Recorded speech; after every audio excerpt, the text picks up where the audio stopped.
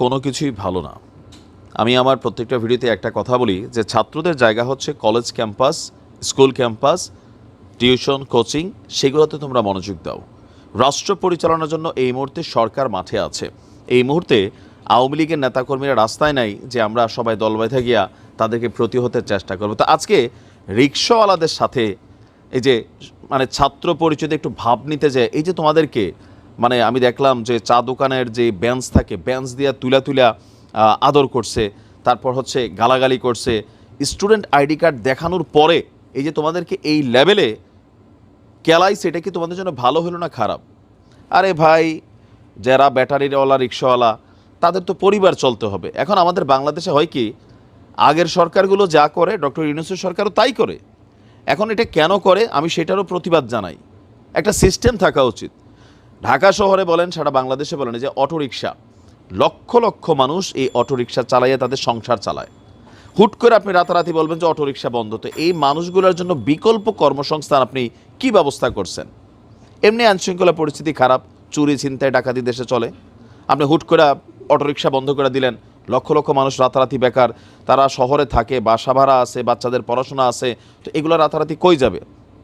এটা তো একটা যৌক্তিক ইস্যু। একটা সিস্টেম করে তাদেরকে এখান থেকে বের করা উচিত ছিল। এখন তারা তাদের পেটের দায়ে রাস্তা নামছে। তুমি ছাত্র সাইজা সেখানে ভাব দেখাইতে গেছো, মিলমিশ করতে গেছো। সেনাবাহিনী কই? সেনাবাহিনী ছিল না? পুলিশ আছে, তোমার দায়িত্ব দিছে। অতিরঞ্জিত পাক নামে বিভিন্ন জায়গায় আমি দেখতে পাচ্ছি যে ছাত্রদের মধ্যে একাংশ দেখাইতে গিয়া নিজেদেরও মানসম্মান নষ্ট করছে। ইভেন এই বৈষম্য বিরোধী আন্দোলনের পরে ছাত্রদের প্রতি মানুষের যে পজিটিভ ধারণা, এইরকম অতি উৎসাহী কিছু কর্মকাণ্ডের কারণে মানুষ অপছন্দ করছে। যারা সমস্যায় পড়ছে তারা প্রতিবাদ করবে। তারা যদি কোনো ভাঙচুর করে, অন্যায় করে, আইনশৃঙ্খলার ভঙ্গ করে, সেনাবাহিনী পিটাবে, পুলিশ আছে পিটাবে, গুলি করবে, সমস্যা নাই, গ্রেপ্তার করবে। তোমরা কেন খামাখা সেইখানে গিয়া, এই যে তোমরা এখানে কয়েকজন একটা ঘটনা ঘটেছে, পরে দেখলাম ইউল্যাব স্কুলের একটা বাসের মধ্যে আবার এই অটোরিকশা চালকরা সেখানে আবার গিয়া একটা ঝামেলা পাকাইছে। আপনারা জানেন যে আজকে ঢাকা শহরের বিভিন্ন জায়গায় আমাদের অটোরিকশা চালক যে ভাইরা আছেন, অটোরিকশা বন্ধের কারণে তারা রাজপথে নেমেছেন। বিভিন্ন ধরনের অপ্রীতিকর ঘটনা তারাও ঘটিয়েছেন, আর সেগুলোর জন্য সেনাবাহিনী তাদেরকে পিটাইছে। আমি এটার পক্ষে। আপনারা রাস্তায় নামবেন, আন্দোলন করবেন, কিন্তু পাবলিক প্রপার্টি, ট্রান্সপোর্ট, গাড়ি টাড়ি দেখলে আগুন জ্বালাই দিবেন, এগুলো বললে আপনাদেরকে বাইরে নলিনেলা ফাটাই ফেলতে হবে। আমি এগুলোর পক্ষে। কেন? কারণ হচ্ছে যে আপনি আইনশৃঙ্খলার এরকম পরিস্থিতি নষ্ট করতে পারেন না। কিন্তু আপনাদের জায়গায় আপনারা যৌক্তিক আন্দোলন করতেছেন, আইনশৃঙ্খলা বাহিনী আছে, পিকেটিং হচ্ছে, ফাইন। কিন্তু ছাত্রদের উদ্দেশ্যে বলি, তোমরা এসে এখানে একটা ঝামেলা কেন পাকাইছো? পরবর্তী সময় বিকালে দেখলাম যে তাদেরকে আবার গ্রেপ্তার করতেছে, ছাত্ররা পরিচয় করে দিচ্ছে, কারণ এখানে লোকাল এরিয়াতে এই ঘটনাগুলো হয়েছে। তো সব কিছুতে তোমরা বাহাত দিতে যাও না, নাক গলাইতে যাও না। দেশে আইন আছে। এখন এই যে তোমরা সেখানে গিয়া মার খাইলা, এটা কি তোমাদের জন্য সম্মানের কিছু হইলো? তোমাদেরকে রাষ্ট্র দায়িত্ব দিছে?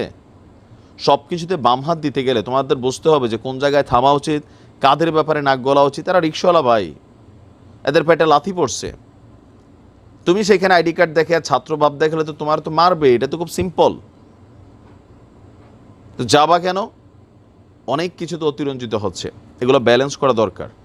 আইনশৃঙ্খলা বাহিনীকে শক্তভাবে এই দায়িত্বভার গ্রহণ করা উচিত। আর কথায় কথায় যে কোনো জায়গায় ছাত্ররা নিজেদের সমস্যাতে তোমরা রাজপথে নেমে আন্দোলন করো, কিন্তু অন্য ইস্যুতে গিয়া সেখানে সমন্বয়ক ভাব অথবা ছাত্র ভাব দেখায় গিয়ে আলাদা কোনো রকম পরিস্থিতি তৈরি ট্রাই করো না। এটা থেকে আবার আরেকটা ভিন্ন মেসেজ চলে আসবে। ভালো থাকুন। আসসালামু আলাইকুম।